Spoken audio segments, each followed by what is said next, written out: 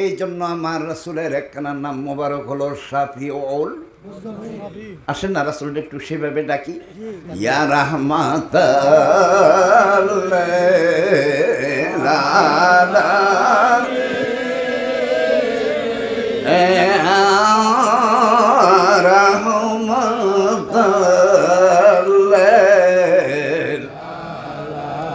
ইয়া শাফিউল মুযনবিন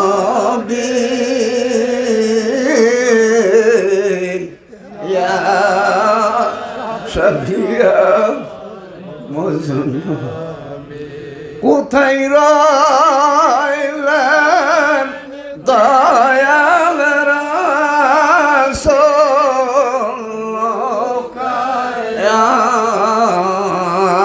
দেখা দেন দেখব প্রাণ,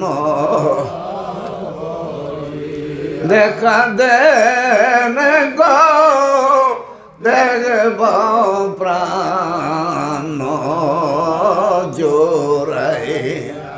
ভাই একটু ভাল লাগে কি? জমিন যদি নরম না হয় ফসল হবে?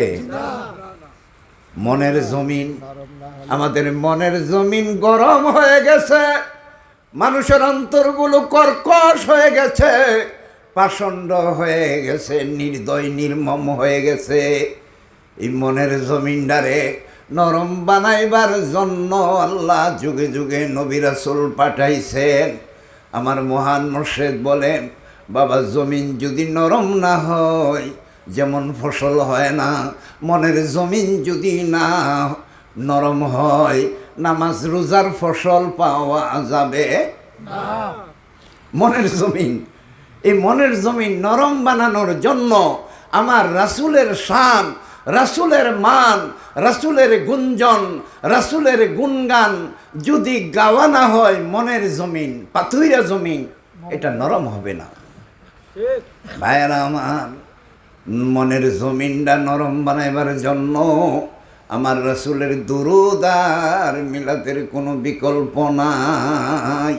আল্লাহর ওলি শাহজাহান বাগী বলেন, আমি এমন এক নিয়ামত তোমাদেরকে দিয়ে গেলাম, এই মিলাদ যেখানে পড়া হবে, যে জায়গায় পড়া হবে, ওই জায়গায় শুধু মানুষ নয় অন্য মাখলুকগুলো নরম নরম হয়ে যায়। আমি তখন চট্টগ্রামে ছিলাম, যেহেতু আমি ক্যান্টনমেন্ট স্কুলের টিচার, ওই আমার স্কুলের পাশে আমাদের একটা আশেক রাসূল মসজিদ ছিল। জাকের বাইরে বললো, ভাইজান আপনি এলাকায় নামাজ, জুমার নামাজ আপনি পড়াবেন। আমাদের দরবারে শুক্রবারে মিলাদটা কি জুমার নামাজের পর হয় না আগে হয়? আগে হয়। নামাজের আগে মিলাদ শুরু হইতো। আমার ওই কলেজের একজন চতুর্থ শ্রেণীর স্টাফ, হিন্দু মানুষ, মহিলা, ঝর্ণা ভট্টাচার্য। ওই ঝর্ণা ভট্টাচার্য আমাকে বলে, স্যার আপনাদের এই মসজিদে যে মিলাদটা হয় এইটা শোনার জন্য আমরা না সকালে কাজকর্ম গুছাইয়া এই টাইমটা ফ্রি হয়ে যাই। হিন্দু মানুষ, কেমন লাগে তোমার কাছে? মনটা যেন কেমন কেমন লাগে। বন্দে মায়া লাগাইছে, পিরিতি শিখাইছে, দেওয়ানা বানাইছে, কি জাদু করিয়া বন্দে মায়া লাগাইছে।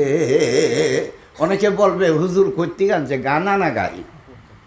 আর এই গান জমিনে যতদিন ছিল মানুষের মন কি ছিল? নরম ছিল। এই মনের চেঁচা দেওয়ার, মনের কেঁচা দেওয়ার, মনের জমিনে লাঙ্গল মারার এই নিয়মটাই জমিন থেকে হারিয়ে যাচ্ছে। প্রেমের ধর্ম, আমার রাসূলের মায়ার ধর্ম, দয়ার ধর্ম, আমার রাসূলের এই প্রেমের ধর্ম কেন পাষণ্ড হয়ে গেলাম? কেন নির্মম হয়ে গেলাম? মুসলমানের হাতে কেন লাঠি? মুসলমানের মুখে কেন গালি?